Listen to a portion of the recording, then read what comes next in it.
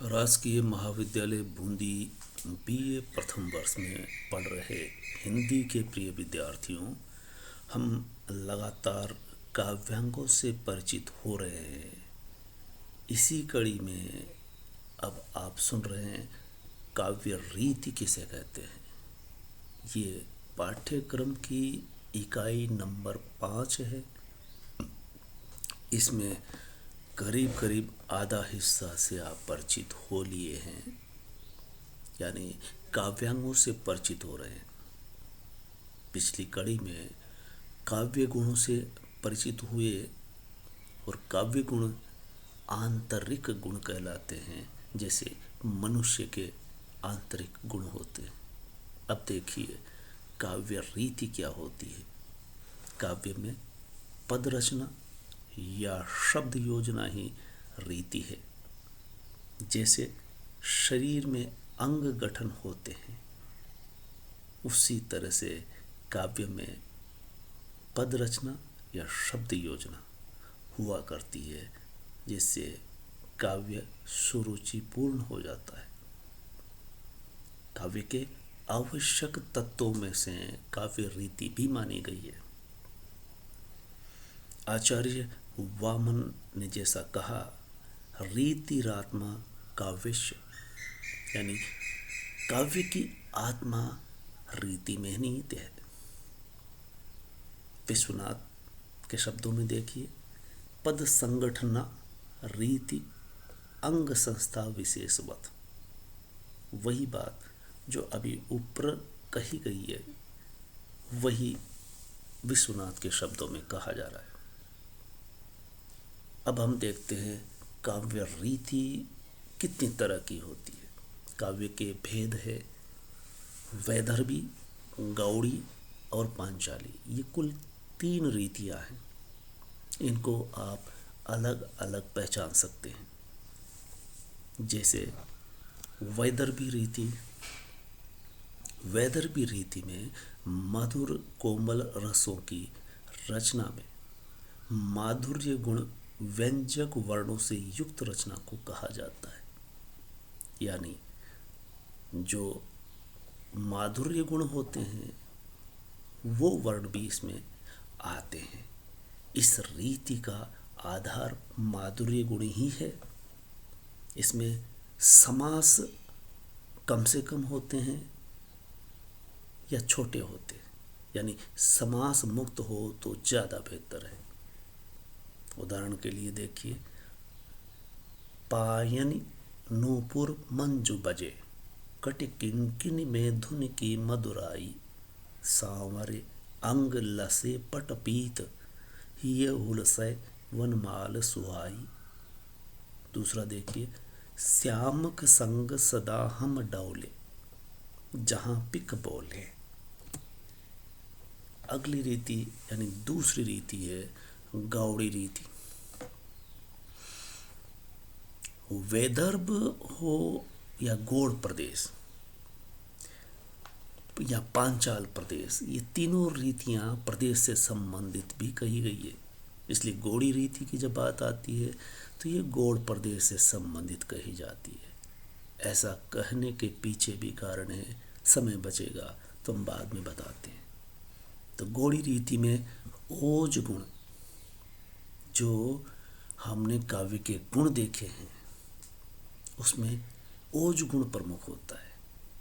वही गौड़ी रीति में ओज गुण व्यंजक वर्णों से युक्त ओजपूर्ण भावों की अभिव्यक्ति करने वाली पद रचना ही होती है गौड़ी रीति। इसके वाक्य संयोजन में तेजस्विता व समासों की अधिकता होती, यहाँ से समास प्रमुख रूप से पाए जाएंगे। उदाहरण के लिए देखिए, जैसे भय क्रुद्ध युद्ध विरुद्ध रघुपति, द्रोण सायक कसम से।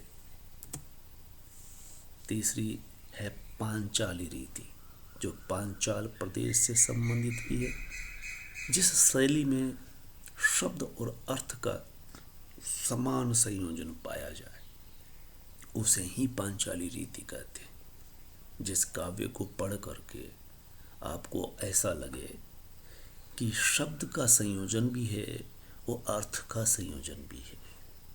ये दोनों का संयोजन से पांचाली रीति कहलाती है।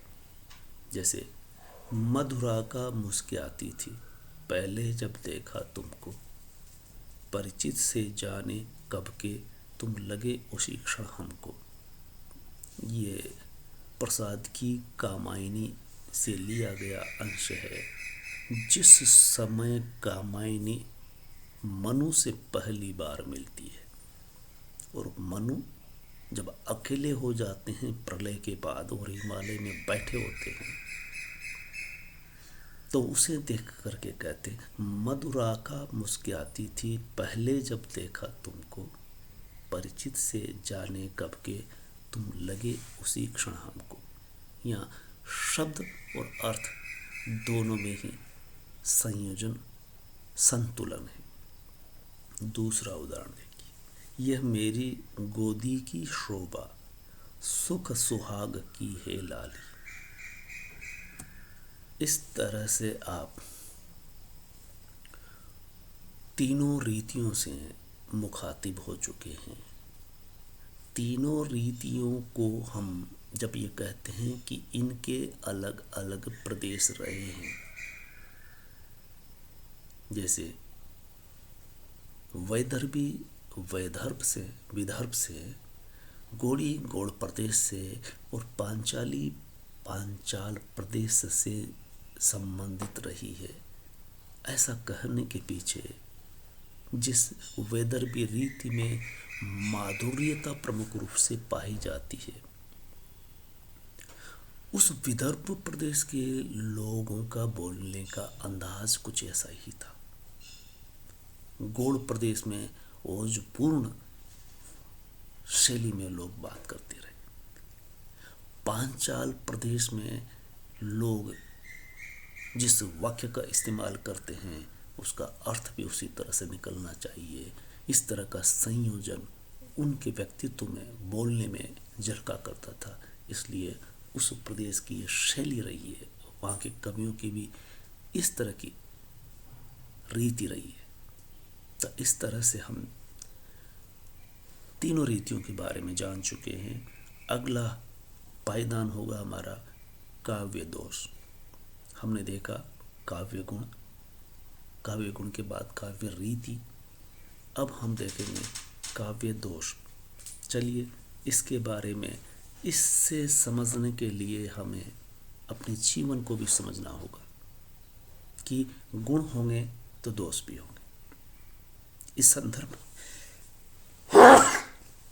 इस संदर्भ में महाकवि तुलसीदास रामचरितमानस में कह गए, जिन्होंने 10-12 ग्रंथ लिखे। हम रामचरितमानस के अलावा इनके खंड काव्य भी रहे हैं। इन्होंने बहुत रचनाएं की है, जीवन को व्यक्त किया है रचनाओं में। उसी जीवन बोध से निकली है ये पंक्ति। विश्व दोषमय है, ये भाव तुलसीदास कहते रहे हैं। यानी विश्व में जहाँ भी आप देखोगे, अगर गुण दिखेंगे तो दोष भी मिलेंगे। दोष मुक्त न व्यक्ति हो सकता है, न समाज हो सकता है, न देश हो सकता है। ये दोनों एक दूसरे के समानांतर होते हैं। जैसे सुख और दुख आएंगे जाएंगे, उसी तरह से कोई भी पूर्ण पुरुष नहीं हुआ करता। लेकिन काव्य में इससे बचा जाता है या बचने का प्रयास किया जाता है। बेशक, क्योंकि वो कागज पे उतारी गई रचना होती है, दूसरों को सुनाई जाती है। सुन करके दूसरा व्यक्ति कह देता है कि इसमें ये काव्य दोष है। इसके बावजूद भी काव्य में दोष रह जाते हैं, ठीक वैसे ही जैसे मनुष्य में हुआ करते हैं। तो काव्य में वे सब दोष ही है जिनसे काव्य में बाधा आती है। गुणों के विरोधी दोष है, लेकिन केवल गुण ही गुण नहीं हुआ करते व्यक्ति में। चलिए महाकवि तुलसीदास की रचना